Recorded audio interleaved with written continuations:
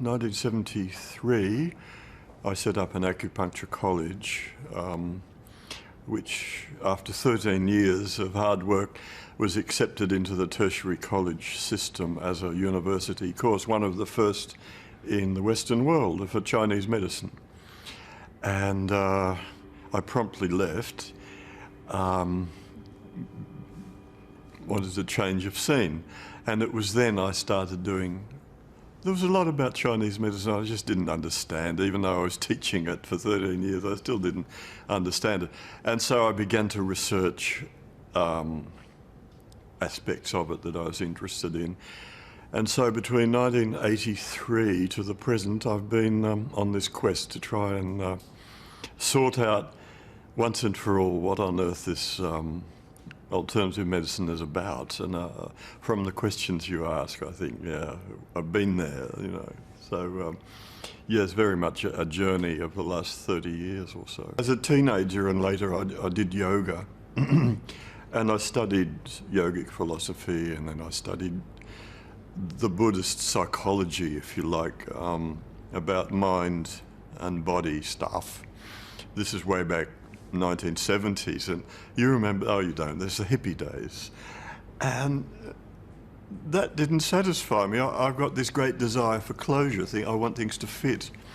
And then I found Chinese medicine, which began in Melbourne, and I became the principal of the college that I attended because I have a teaching background and degree.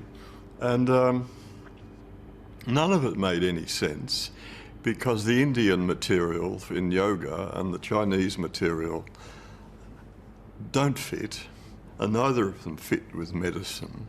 And then I found later on the quest was biology and physics. Why doesn't biology fit with physics?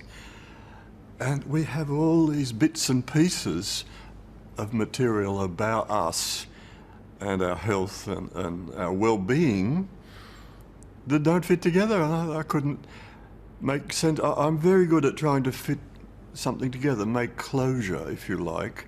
And that's, to me, very satisfying, just saying, oh, at last we understand it. And so what's happened now, I've managed to fit a whole lot together in different systems of medicine from thousands of years ago to the present. And I don't think there's a whole lot of medicines. I think there's one medicine, but we don't understand it very well.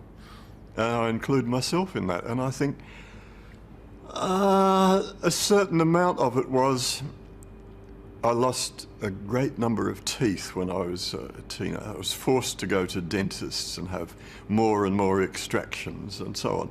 So yeah, you're right. I did have a reason. I couldn't understand why I kept getting abscesses in my mouth.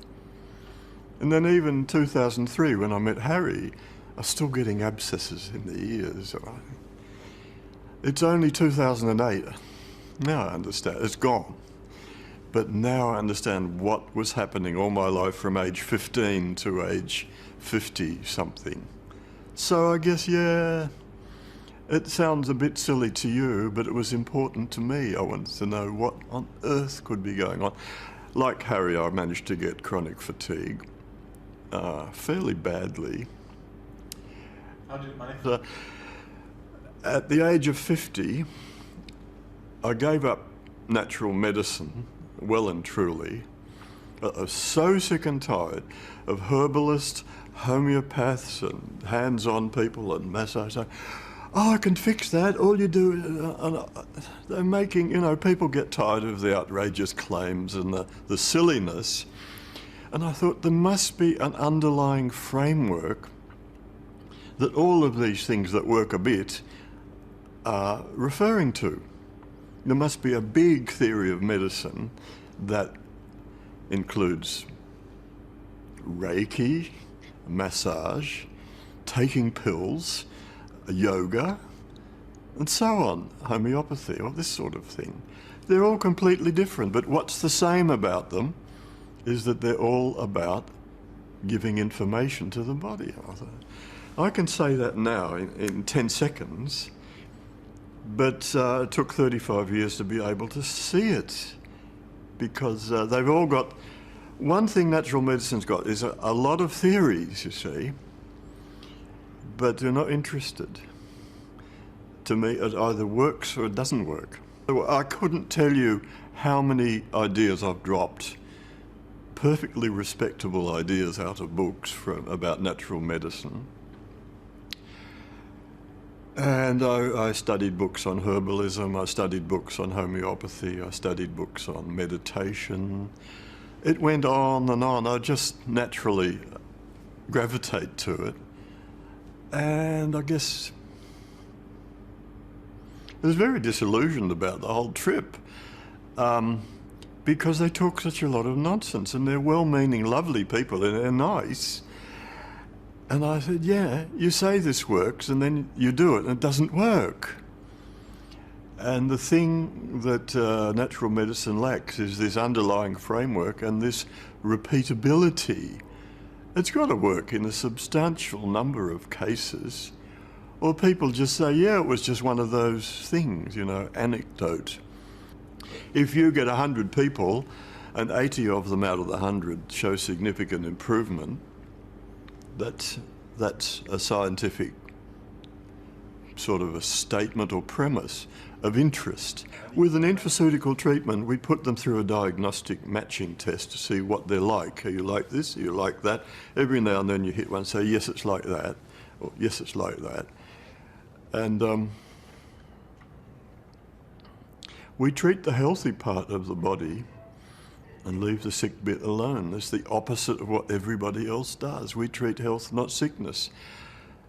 And so if you've got psoriasis, you say, well, psoriasis usually get on the elbows, knees, and maybe around the ears or something. You treat the good parts of the skin and see what happens. You see, we can't make any claim until we get a whole rigmarole explaining what it's all about. No one can fix psoriasis. Everybody can fix it, and it comes back next week.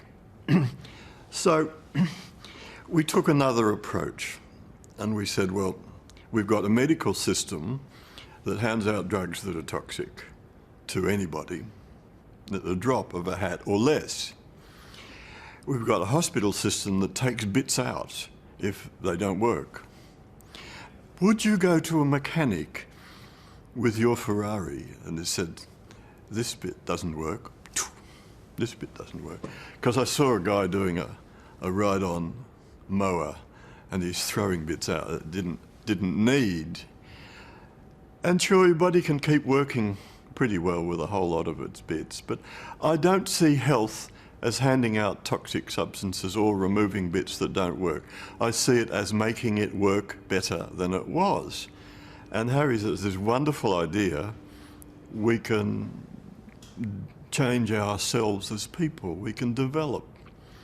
And we can get over our problems, and they disappear. They melt away.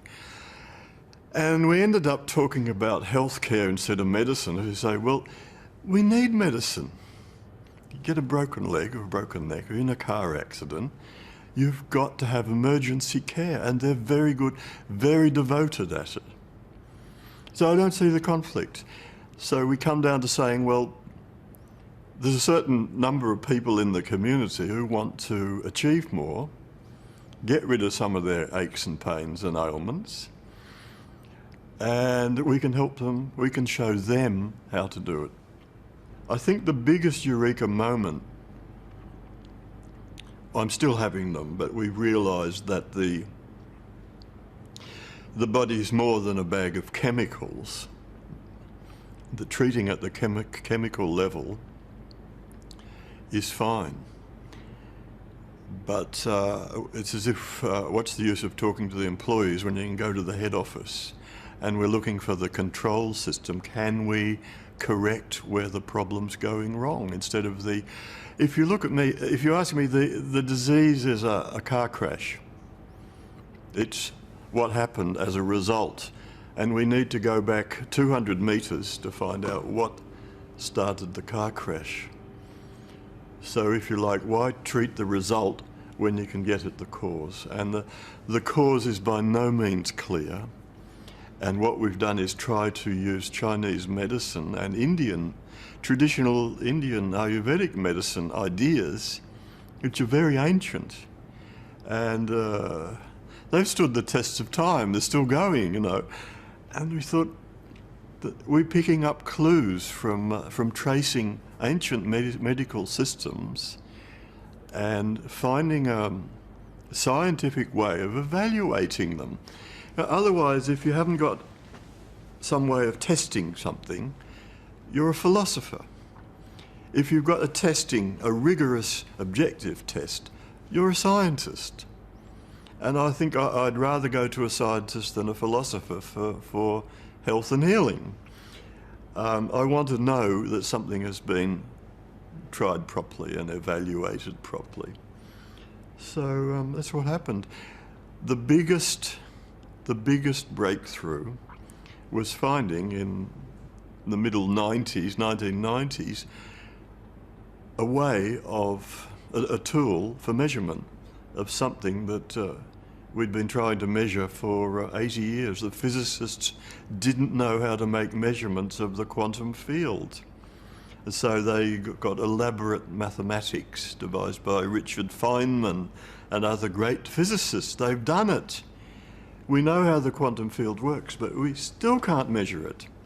And I think the greatest thing that we've done in 20 or so years of research is to find a way of how the field works, which will trick us into telling us what's happening. If energy moves through space, it creates a field. Why it does this is because the energy is itself structured. And what we've been looking at, as Harry said, we're looking at the structure of matter, which is in fact just energy in space. And believe it or not, the physics of space hasn't been studied. They've studied everything else, but space is full of waves. And we've found ways to evaluate what we think is happening in space because we're getting interreactions of different fields. Can you imagine the complexity of the body, the number of interacting fields that are there? If the fields are the control mechanism for the body and the cause of disease, it's so complex, it's very daunting to know where would you start to try to sort it out. And the beautiful thing, the Chinese have already got it into categories today. Can you believe that we found out that ancient Chinese medical knowledge was spot on right, but just not expressed in a scientific way? So that you know, we've been kicking goals for years, and we're getting to the point now where we can put up a hand here. I think we've kicked some goals here, and maybe we can help with healthcare. That's the stage of development we're at. But we can see it's got enormous possibilities that have been overlooked for a long time in our culture. It's like Zen Buddhism. It's being able to see things as they really are without preconception. Can you believe how hard it is not to have preconceptions about medicine and health? Because from the moment you're born, somebody's telling you, oh, don't do this, and it's brainwashing. It's just starting again from scratch is what I tried to do. And with no preconceptions, you ask very basic questions about what is energy, does it move, why does it move, how does it react with other energy, so on. We had to go back to very, very basic particle physics to get a paradigm to explain what was happening in what we thought was happening in Chinese medicine. This colon meridian is supposed to be an energy channel. You say, what sort of energy is it? Why can't anyone detect it? This is the scientist's approach. You've got to say what the energy is. Is it electromagnetic? Is it magnetic? Is it some sort of quantum field? Is it electrical? Is it photonic? That's the only energies there are. I'm sorry, that's it. The first thing we discovered, there's no mysterious life energy that the physicists haven't discovered yet. that was all, chi, the life energy. No. So that was the, one big theory down the drain. And we said, but there's something about quantum physics that looks really interesting. We know we can't detect a physical energy channel in the body. We don't have any device to measure it or track it because we don't know what the energy is. And we started there, what kind of energy is travelling through the body that's supposed to be the control system? And if so, how would we measure it? And it was a long series of fortuitous events led us towards finding physicists, existing 2 or 3 big physicists, who are on our side, who are saying what we're saying, that agree with my own observations. And this happened recently. We finally found Milo Wolf, a physicist in America, whose idea of the structure of the atom enabled us to have energy travelling from one place to another, between people, around people, out into space and so on. We got a connected view of the universe that means information is everywhere and is available. Physicists and chemists, biophysicists, don't like action at a distance much because it requires a field theory and it's a bit hard. In order to get chemistry to work, you've got to get the atoms, molecules have to be next to each other. And this clearly cannot be so. If there's a control system, it's got to work at a distance. You've got to have every cell of the body has to know what every other cell is doing. And it's not going to say, hello, Charlie, this is happening here, and then nudge the next one, so many billion cells. It's got to be instantaneous. In other words, it can't be chemical. Chemistry's too slow. So we come back to the field theory of biology, which was popular in the 1920s, and it was dropped because the chemical companies said, we're going for a chemical model of the body. And the doctors decided, yeah, that's all right. The laws of physics take precedence over the laws of chemistry. That's a big statement, and I think most scientists would agree, unless you're a chemist. So everything has to obey the laws of energy, which is physics, and that includes chemistry. So yeah, it's a technical, it's sort of an in thing. You have to know that the physics is the boss, and the chemistry has to do what is possible in physics. And then we found that modern medicine and modern biochemistry doesn't match back to physics. It's like 2 different worlds, as you say. Surely one's this and one's that. But one must control the other according to the structure of matter. Chemistry can only do what is in the rule book. The rule book's the physics. You see what I mean? And trying to find a doctor who knew any physics, let alone they know biochemistry. And that's all they're taught. That's not their fault. So what we've seen is maybe over-specialisation has caused this appalling problem where biology and physics don't match up. And we're saying, well, they've got to match up if there's a control system. And if we find a control system, it's going to be a physics field control system. And I'm not a physicist. I'm an old school teacher that got into Chinese medicine, I had to sit up late in the night reading physics books that were sort of door stoppers with big words. And I could find nothing in the physics book for years that matched what I could see happening in my experiments using Chinese medical experiments.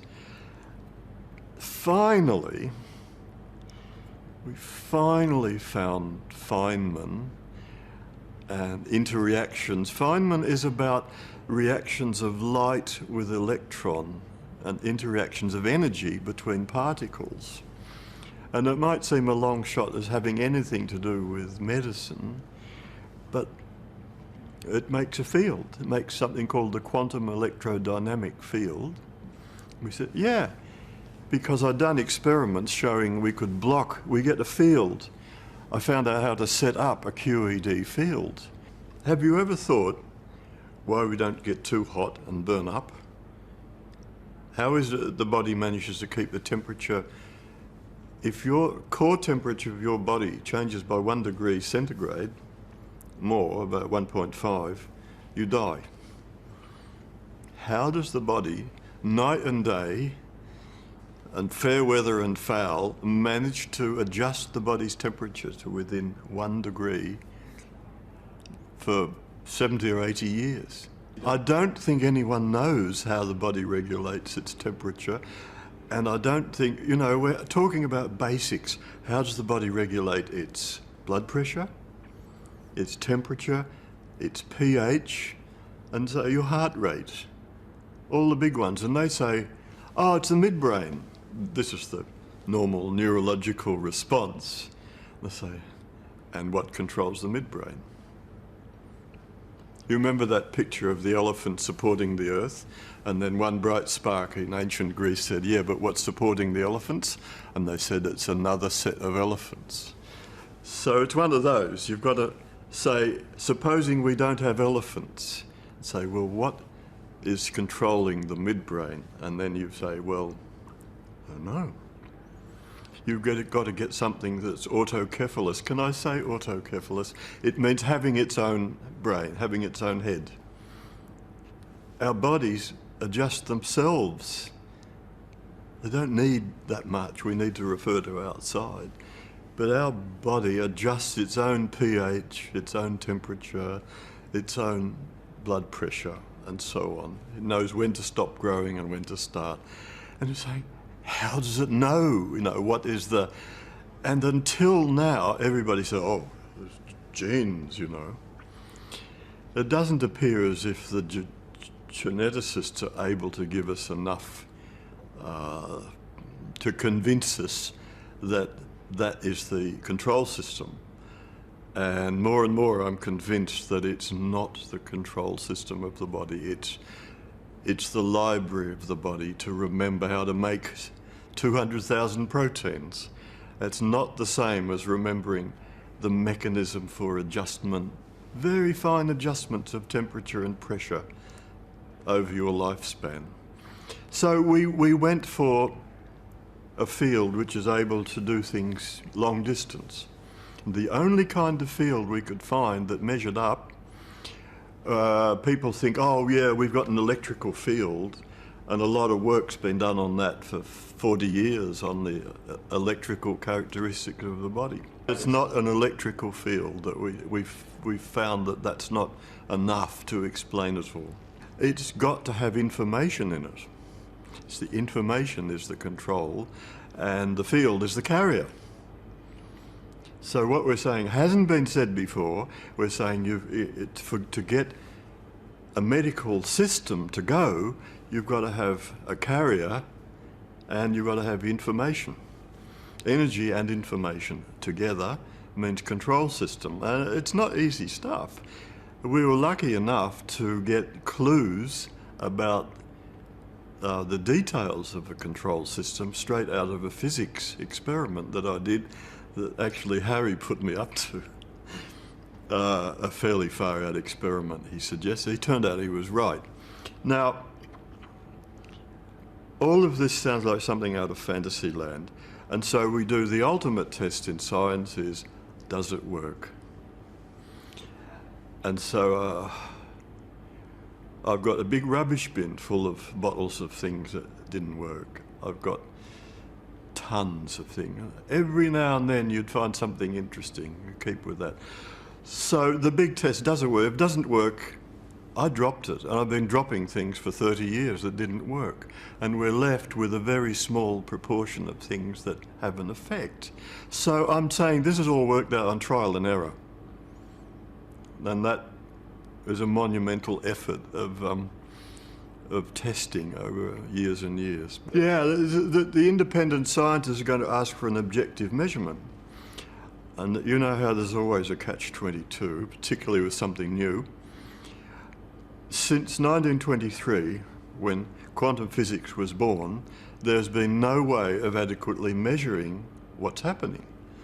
And in fact, they've put, since 1923 to about 1984 with Richard Feynman, he developed a mathematical model for predicting what was happening. But no one can measure it directly. If you can't measure, you haven't got any data, you haven't got any science.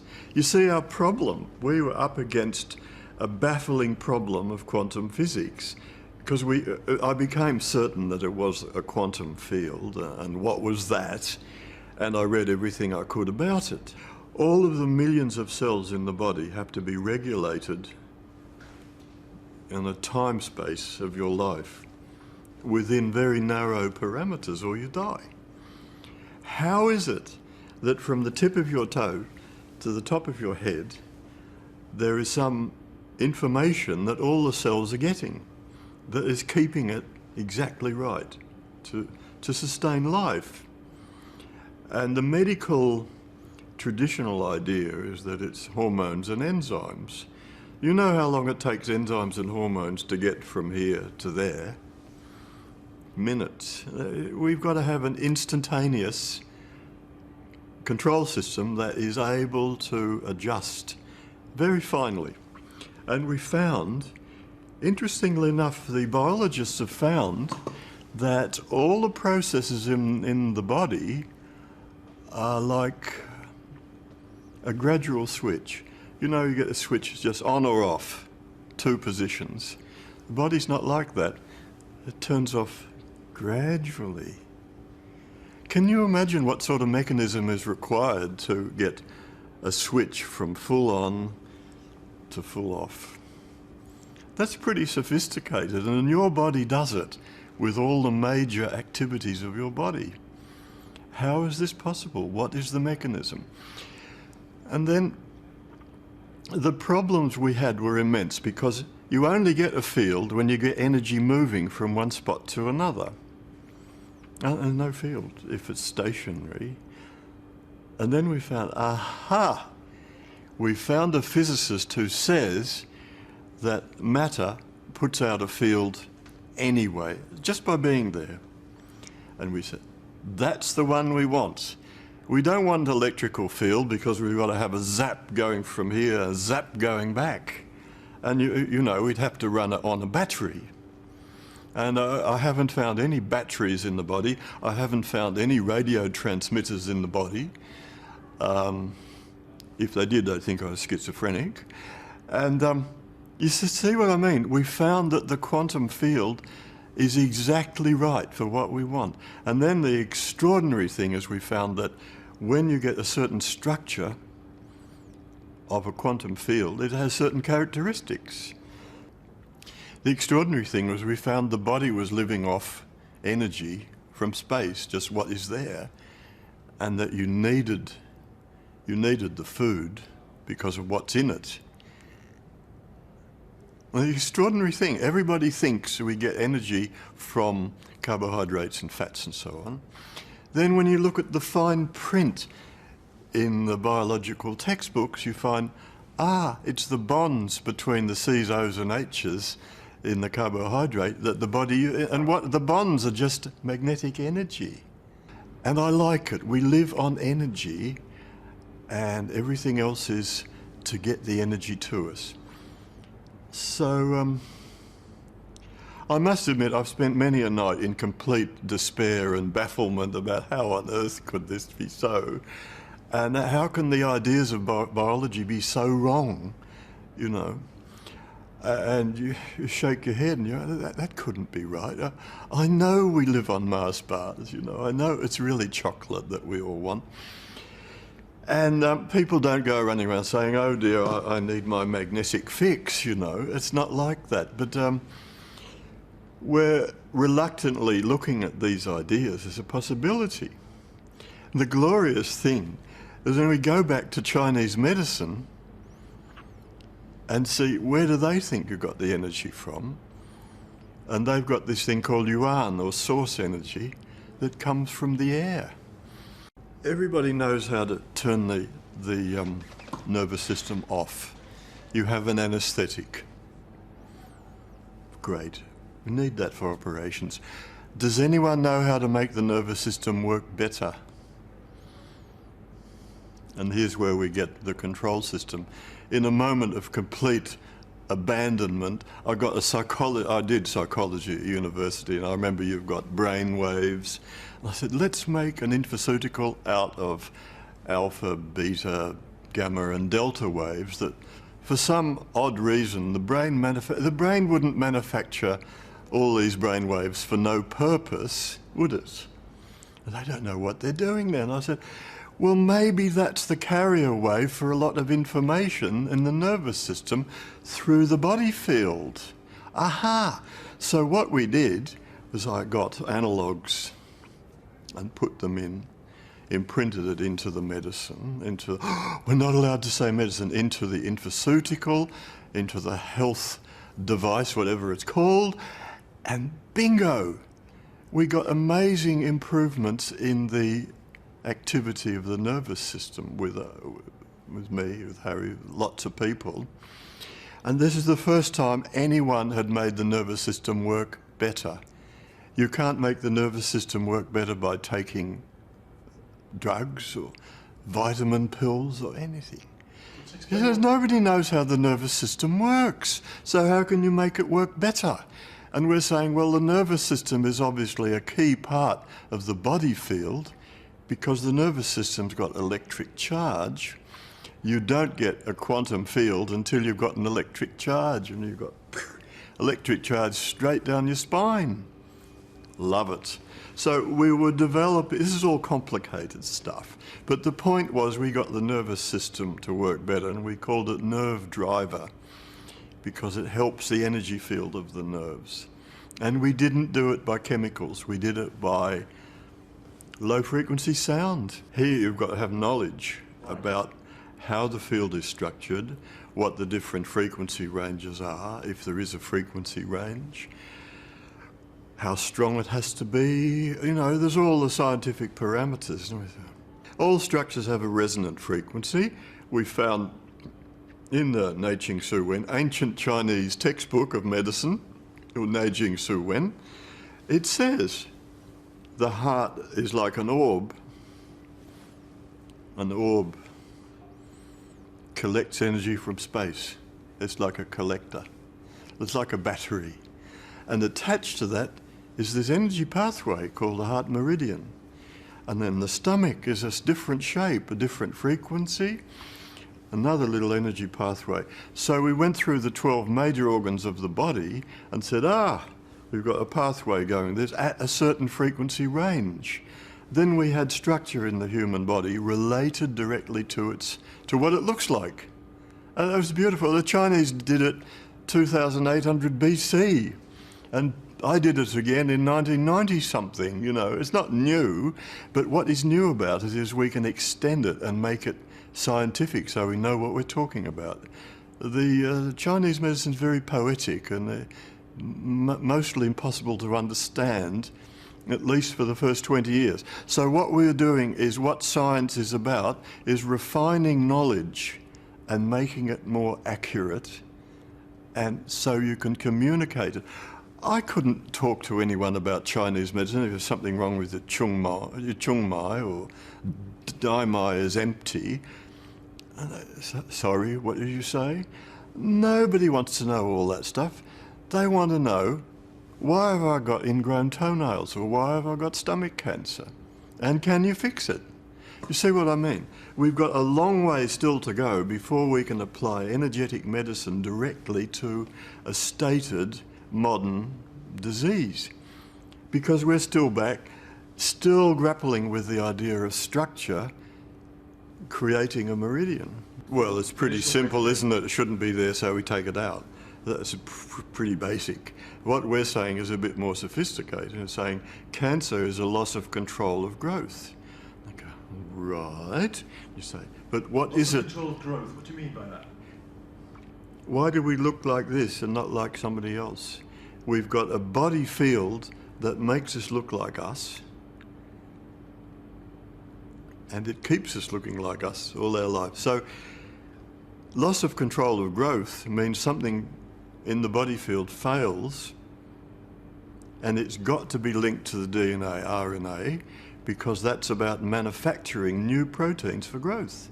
So there is a link to DNA, but we're saying, well, it's maybe more of a passive link, and maybe if we can just correct the information system that's going to the DNA and back, we can affect the cancer in a good way. So if you're going to try and explain what you're trying to do, you have to say your body has forgotten what you look like. And that's a good psychological one, as you're saying, what do you look like inside? As we're saying, it's the mental mindset that has a lot to do with the blockages that occur in the human body. Not all of them, but let's not overlook them either. So yeah, that's what I do to explain it. And often these explanations they love. They think, oh, that's what I always thought. Well, that's the trouble. They've come to me for help, and they've got a lot of stuff in their head that has to go. And one of these is the big F, the fear. The fear is exacerbated by the health professionals these days, and I don't think it helps. And everybody gets this fear, and the extraordinary emotional charge. I mean, you can die of alcoholism, nobody cares. You die of cancer, awful. People die of all sorts of things. But cancer's got this big emotional charge because it's an emotional disease. Wilhelm Reich said that 40, 50 years ago. It's not new. And people still can't grapple with the idea. 1920s, that before a cancer develops, the nerve to that organ starts behaving strangely. How could this be? And yet we've known this for 70, 80 years, and it's quite clear that the nervous system has a role, partly a role in the initiation of this lack of control over growth. But what indeed it looks like now is a massive dropout in the body communication system. And does the therapist say, well, we soon have to get you back in touch with yourself? Now, what therapist says that? They start saying, well, you've got to have vitamin C and you've got to have lots of root vegetables, all this stuff. You know, I agree with the FDA. I mean, have you ever spoken to anyone who agrees with the FDA before? The Food and Drug Administration in America said that cancer is not a nutritional disease. I might be the only person in the world who agrees with them, but there's nutritional things that can help you, but it's not a nutritional disease. And I've been testing, well, since about 1992. I can't find a link. There's no direct link. And then when you start saying, well, what about sorting yourself out? Your home, your job, your sex life, your marriage, why do you kick the dog? Of course, the shudder comes out. I don't want to know. I just want you to get me better. And the way to get better is to go inside and see what the conflicts are. And that's something nobody wants to do. And if you say, well, look, if you don't do this, they're going to get sicker and sicker. And then you're threatening them. You know, as a therapist, you're in this position where you can't do anything because they isolate them. So I have to do something to you. And I say, no, you do something to yourself. And I think all the speakers at this weekend have been saying, you take control, decide what you're going to do, and minimize the conflicts and find out about yourself. They're the people who get better. You as a person are learning to grow as a person, and when you grow, you become healthy. You keep growing till the day before you die. I'm not sure about the actual day, but we're talking about health as a growth process, as an ongoing way of dealing with the problems that come up. Why don't you think about yourself as an information system instead of a bag of chemicals? You might get somewhere. Where are you getting your energy from, and what are you doing with it? So I've seen people go red in the face and cry and break down. have a moment of elation and happiness. And, when you get rid of the blockages, something dramatic happens. And bioenergetic medicine has been trying to do this for many, many years. And you know what defeats it? From Freud and Reich and all the bioenergetic idealists over 100 years, is ourselves. We block our own energy because fear, it's inconvenient, it's embarrassing, loss of a feeling of who you are, and so on. And maybe, just maybe, the new energetic system we've developed is helping them to get over that huge disability, particularly for males. Males don't want to lose power, particularly in front of another male, because headbutting, males have to do this eternal headbutting to show their power, virility, and superior equipment and so on. So what we're saying is, you've got to drop all that and go inside and feel what's happening to your energy. And of course, have you ever thought of asking the people who've recovered from cancer what they did? And nobody ever thought of that. Noetic Sciences Institute's doing that, wonderful. Instead of thinking of a new wonder drug, it's like, the people who got better, what were they doing? Were they eating lots of green vegetables or chewing up tablets, or what exactly was going on? And you find they often can't verbalise what it was. Well, at this weekend, we had this wonderful lady who had the brain cancer who just disappeared over, 18 months. She told us what she was doing. She was going inside, looking at herself and finding out about herself. The conflict and understanding once you verbalise the conflict, it tends to melt away. You see what I mean? That our concepts about medicine are so different. We decided just to call it bioenergetic healing and say, well, if you go for bioenergetic healing, if you want to go for medicine, it's a choice.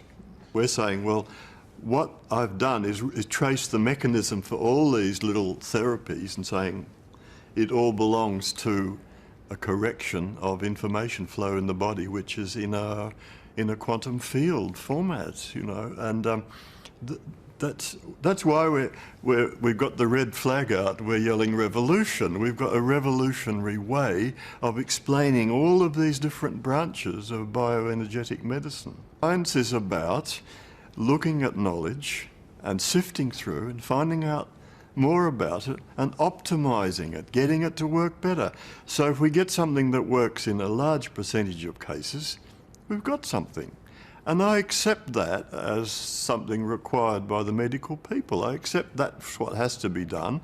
It costs a great deal of money, so we set up our institute. And I believe we'll get support. So it is exciting in that now we've got, as soon as you've got the underlying science for all of these things, you can improve them. And all the bits that don't work, throw them out.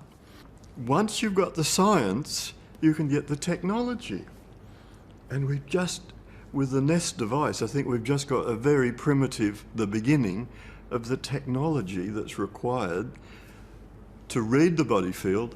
We've already got the things to give to correct it, but we've got to get more accurate at reading the body field, making it work better. That's again, if you've got the science right, the technology can be fixed. Nobody's ever done it. And if we get the results and we can get information about the results out, which is what the Institute's for, I see if it works, people go for it and find out what the theory is a bit later, which is what you usually do. So I'm very optimistic that this will open a lot of doors. We're getting enormous support from doctors in Europe and doctors in America, because they're sort of saying, well, where do we go next? We've got to the end of intervention. We've got to the end of poisonous substances. what else is there, you know? And you have to bite the bullet and say, well, maybe a lot of our theories weren't right and we could revise them, have another look. And that's all we're asking, is have another look and see if you want to go down the bioenergetic path. And I think as many doctors are not very happy with their position in relation to more or less having to hand out somebody else's products. They see themselves as an intermediary for a company. This isn't what medicine's about. You see what I mean? So there's a lot of them pretty unhappy about what's happening, and so we get support from many doctors right around the world.